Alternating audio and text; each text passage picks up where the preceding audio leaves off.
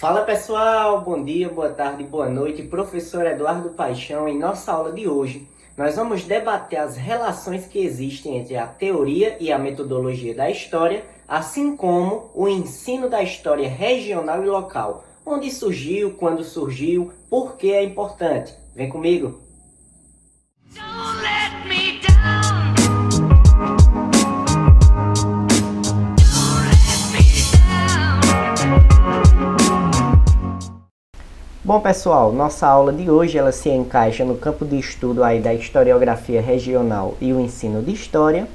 E os pontos que iremos debater estão aqui, ó: história local, historiografia e ensino, e as relações entre teoria e metodologia no ensino de história. Coloquei algumas referências que nós vamos utilizar aqui durante nossa discussão, se você quiser também aprofundar aí os seus estudos, tá ok? Dá uma pausazinha aí, procura PDF, você vai conseguir baixar todo esse material. Caso você não consiga, pode entrar em contato comigo, deixa seu comentário aí que eu lhe envio por e-mail, WhatsApp, enfim, onde você melhor preferir. Vamos lá. Primeiro de tudo, qual a importância do estudo de história regional e local na educação básica? Para falar sobre isso, nós precisamos primeiro entender o que é educação básica, né? A educação básica ela é composta pela educação infantil, o ensino fundamental 1 e 2, né? O ensino fundamental 1 ele compreende ali do 1º ao 5º ano, e o ensino fundamental 2 compreendendo do 6º ao 9º, assim como também o ensino médio. Então, basicamente, aqui é onde os adolescentes e as crianças eles vão incorporar, se preparar para o mercado de trabalho, para o destino de trabalho, para todo aquele meio em que ele sonha em viver ou que ele vai viver, independente se era a meta almejada dele ou não. O primeiro ponto aqui que nós podemos destacar é o seguinte, ó: incorporar o historiador ao seu objeto de estudo através das práticas pedagógicas, afastando uma visão historiográfica tradicional que apenas valoriza o estudo generalizado, nesse caso a história geral, por meio de um viés positivista. Então, primeiro de tudo, aqui ele vai dar uma visão sobre o que é essa história regional e local, ou seja, qual é o destino dela, qual é a função dela, qual é a sua respectiva importância. Então, vai trazer ao historiador uma nova visão, vai fazer com que a gente quebre aquela historiografia tradicional, que é a de analisar sempre a elite da história, podemos dizer assim. Então, traz ali uma quebra de paradigma. Se nós pudéssemos definir em um termo mais próximo dessa discussão aqui, seria justamente a micro-história, ao contrário da macro-história. Vou explicar para você agora. Quando nós falamos naquela história geral que estamos acostumados de olhar para determinado fato histórico e só ver os líderes, como por exemplo, estudar o Egito Antigo e conseguir ver apenas os faraós, e não lembrar, por exemplo, de alguém que não teve um destaque enorme.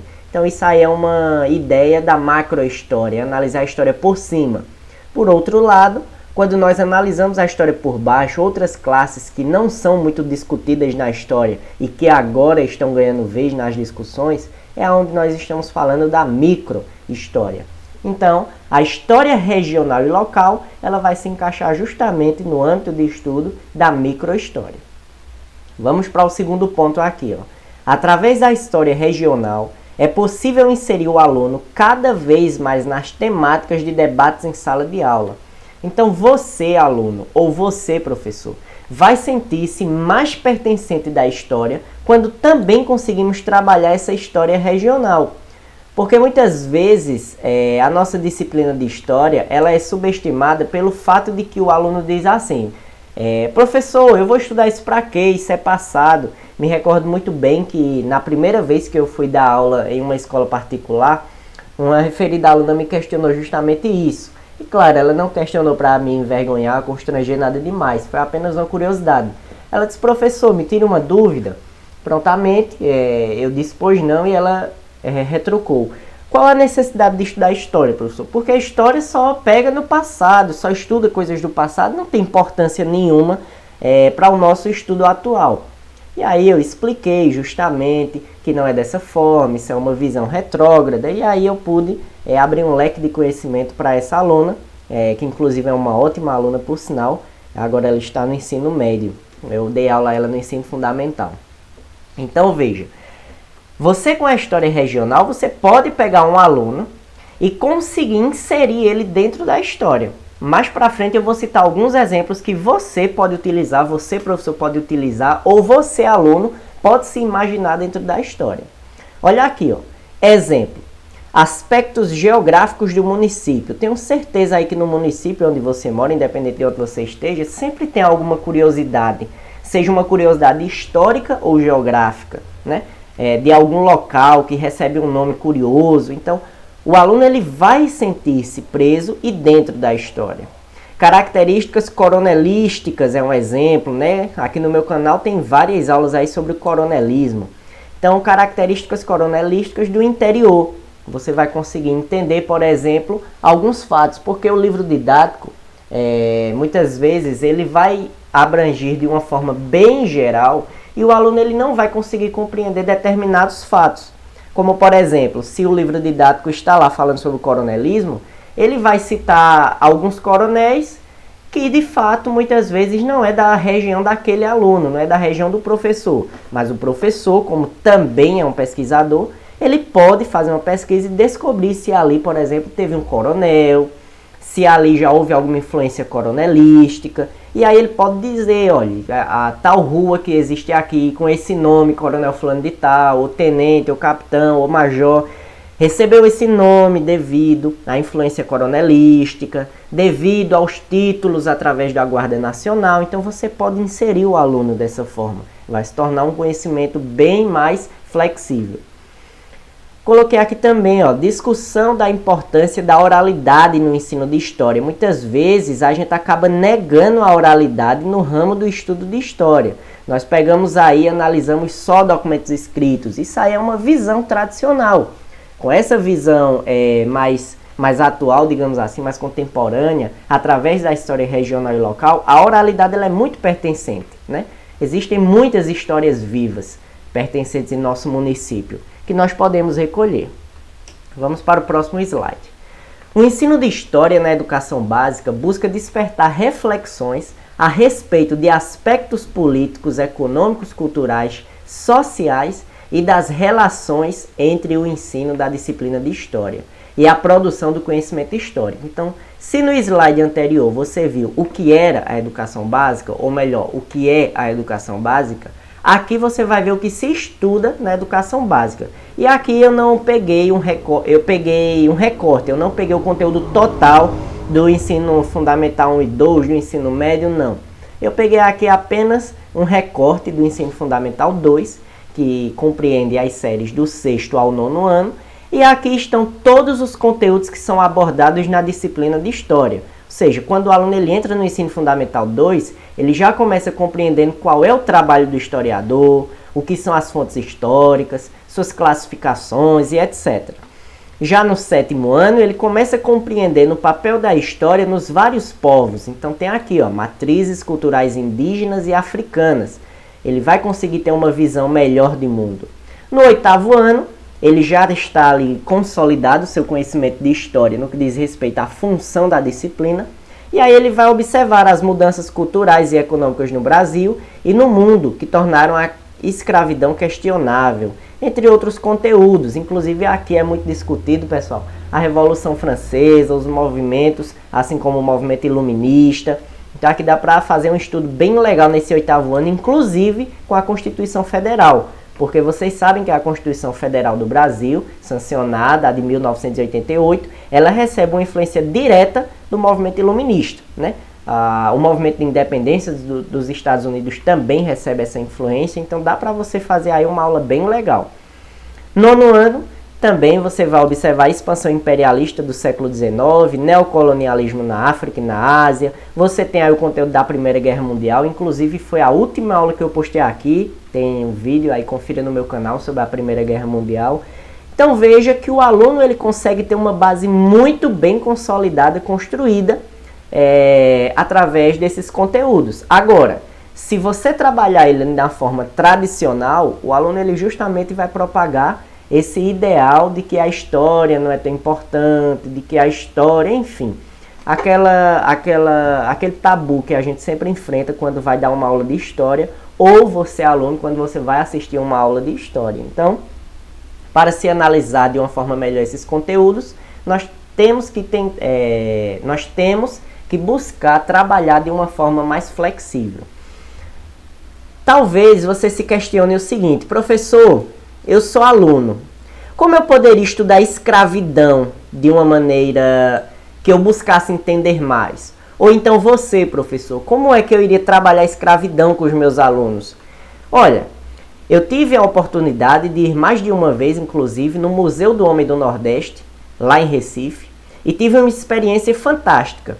Lá, para simular os navios negreiros, eles colocaram uma caixa de som no teto e pediam para que todos nós, professores e alunos, nos abraçássemos embaixo daquela caixa de som. Então ficamos todos abraçados, fortes, como se estivessem em um local bem apertado. E aí eles pedem que nós fechemos os olhos e comecemos a ouvir alguns sons que dali saem, que no caso são sons de correntes arrastando, sons das ondas batendo no casco do navio. E olha, é uma experiência que você realmente consegue se aproximar mais do fato do que apenas na leitura. Inclusive, um aluno nosso, ele acabou se emocionando e ele conseguiu compreender de fato aquele conteúdo de uma maneira bem melhor. É uma experiência que eu tenho certeza que ele não vai esquecer. Mas aí, quando foi que surgiu esse estudo de história regional e local, que é de uma influência da microhistória? Bom, não podemos falar sobre isso e esquecer da Escola dos Análises. E o que seria essa Escola dos Análises, professor? Olha, surgiu em 1929, lá na França. Veja que não é tão antiga assim, é relativamente contemporâneo, relativamente atual. Surgiu em 29 na França para romper, a princípio, com o ideal positivista que dominava no século XIX e início do século XX. Aí você me questiona: legal, professor, mas o que é o positivismo? Bom, o positivismo tinha uma visão mais objetiva da história. Por outro lado, a corrente da nova história, ou seja, essa daí da Escola dos Análises, trazia uma análise dos marcos históricos a partir de uma ótica maior, levando em consideração até mesmo o estudo das mentalidades. Veja que aqui a gente foge daquela ideia tradicional de que só é história se tiver documentada. Aí eu retirei aqui uma citação do Peter Burke, que diz assim: a nova história começou a se interessar por virtualmente toda a atividade humana. Nos últimos 30 anos, nos deparamos com várias histórias notáveis de tópicos que anteriormente não se havia pensado possuírem, como, por exemplo, a infância, a morte, a loucura, o clima, os odores, a sujeira, os gestos, o corpo, enfim. Então veja que essa nova história proposta pela Escola dos Análises vai trazer novas formas de investigação histórica. Então a história ela vai se tornar mais, digamos assim, mais fácil de explanar e inserir o indivíduo dentro dela. Aqui eu cito mais exemplos para você. Se fôssemos abordar, por exemplo, o coronelismo, nós temos, eu falo aqui em minha região, sou de Cupira, Pernambuco, e aí eu falo aqui em minha região, o coronel Romão Pereira foi um chefe político de Serrina e primeiro prefeito de Salgueiro, aqui em Pernambuco. O coronel Francisco Heráclio, conhecido como Chico Heráclio, lá de Limoeiro, Pernambuco. O Major Bastos, aqui na minha cidade. O papel da mulher na sociedade no interior nacional, ou seja, as rezadeiras, as lavandeiras, entre outras.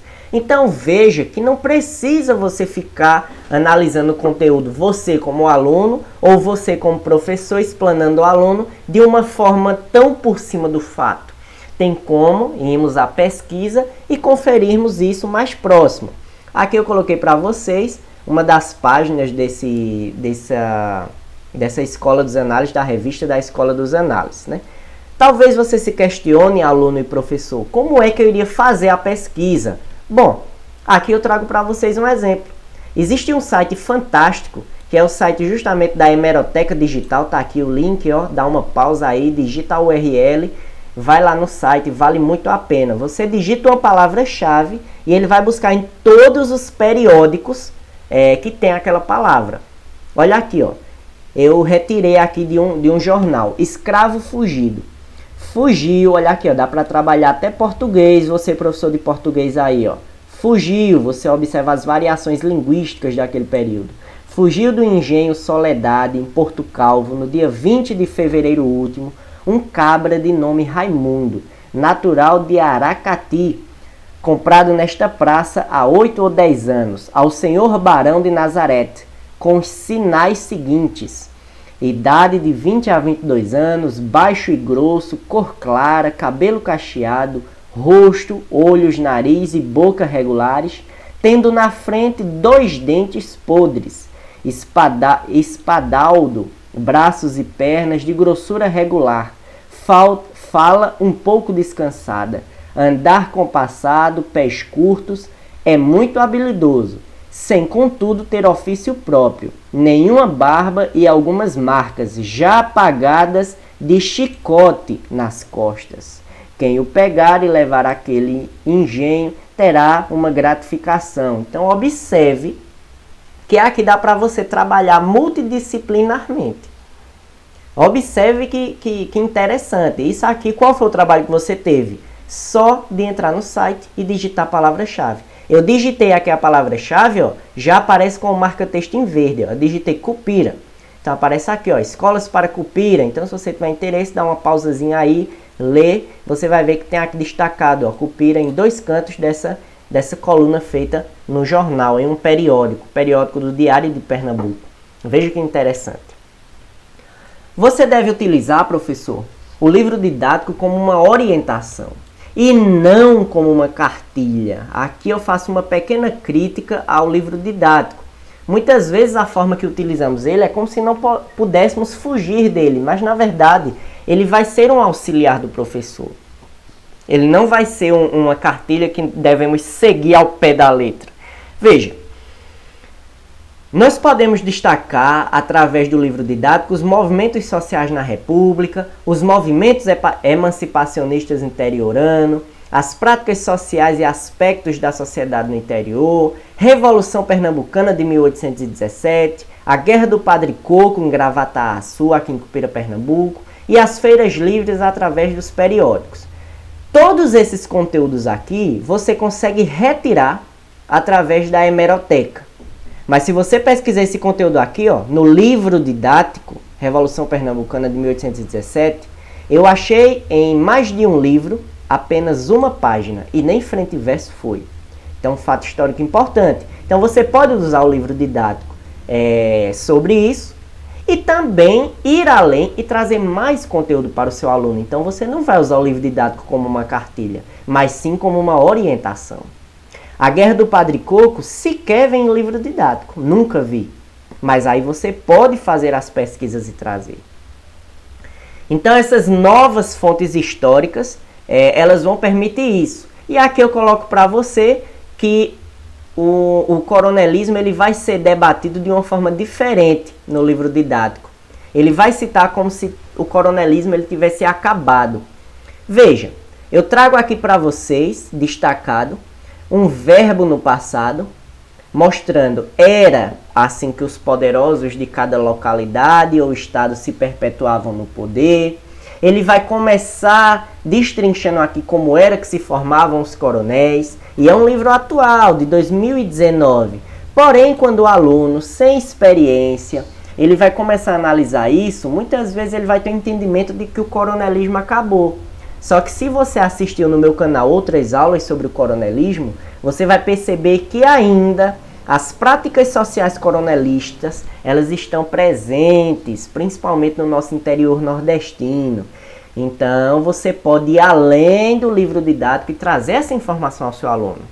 Diferentemente, se você usar o livro didático como uma cartilha, ler isso e acabou, o aluno ele vai ter um entendimento não tão complementar assim. Olha que citação interessante aqui do Legoff. Uma estatística, uma curva de preços, uma fotografia, um filme, ou para um passado mais distante, um pólen fóssil, uma ferramenta, um ex-voto são, para a história nova, documentos de primeira ordem. Então veja que aqui o Legoff, ele traz outras formas de se analisar a história, longe de ser aquela apenas tradicional de documento escrito. E quais seriam fontes históricas? os próprios documentos escritos, os relatos orais, as fontes visuais, as fontes audiovisuais e as fontes materiais. Então, você trazendo o seu aluno para a pesquisa, você consegue trabalhar as mais diversas formas de exemplos de fontes históricas. Para finalizar, aqui eu trago para vocês como é que a pesquisa, a metodologia da história vai funcionar através do Júlio Aróstegui. Primeiro, a pesquisa histórica baseia-se na improvisação, na intuição e no bom senso do pesquisador, versus uma preparação técnica rigorosa.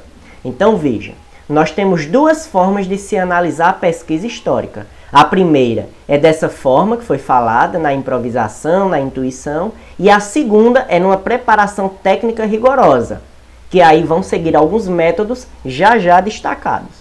Olha aqui a citação do Júlio. Ó. Na escrita tradicional da história, no pensamento historiográfico mais simples, sempre se entendeu que a descrição histórica, a narração dos acontecimentos, como realmente aconteceram, já possuíam em si mesma um caráter sintético ordenado, explicativo, que bastava para dar conta dos porquês dos eventos.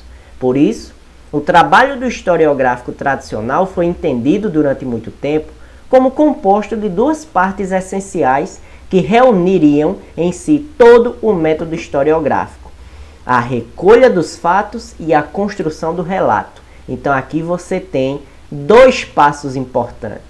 Você tem que primeiro recolher os fatos para depois começar a desenvolver esses relatos. E ir mais além, ir no planejamento. Qual seria esse planejamento? O planejamento seria basear-se primeiro na teoria, para segundo ir para uma pesquisa metodológica baseada nessa teoria, para aí sim você conseguir aplicar o seu ensino. Então são 3 pontos que devemos partir. O que se quer conhecer, isso vai através da teoria. Como conhecer aquele fato, você vai através da pesquisa, através de seus métodos. E a comprovação do conhecido, que é justamente a forma como você vai aplicar. Esse aqui, pessoal, é apenas um dos métodos de pesquisa, de teoria e metodologia na história. É o método do Júlio Aróstegui, e ele vai destacar isso em um dos livros dele, chamado A Pesquisa Histórica e Método, em 2006. Caso você queira, eu tenho esse livro em PDF, posso te enviar aí para você pesquisar. Então perceba, não podemos cair na ideia de que a pesquisa histórica é apenas uma ideia de improvisar, de ir na intuição escrevendo segundo os nossos preceitos. Não, devemos ter um preparo técnico bastante rigoroso. E aqui eu coloco uma reflexão compartilhada para vocês. Se vocês tiverem interesse, podem colocar aí nos comentários. Qual fato histórico, ou patrimônio, ou curiosidade que possuímos em nosso município? E aí? Em seu município, qual é um fato curioso, um fato geográfico ou um fato histórico? Pode colocar aí nos comentários, vai ser bastante interessante. É isso. Muito obrigado por assistir, meu aluno. Muito obrigado por assistir, professor, professora. Muito obrigado por assistir, quem quer que seja, onde quer que esteja. Eu agradeço. Curta, comente, compartilhe. Isso vai me ajudar bastante. Forte abraço.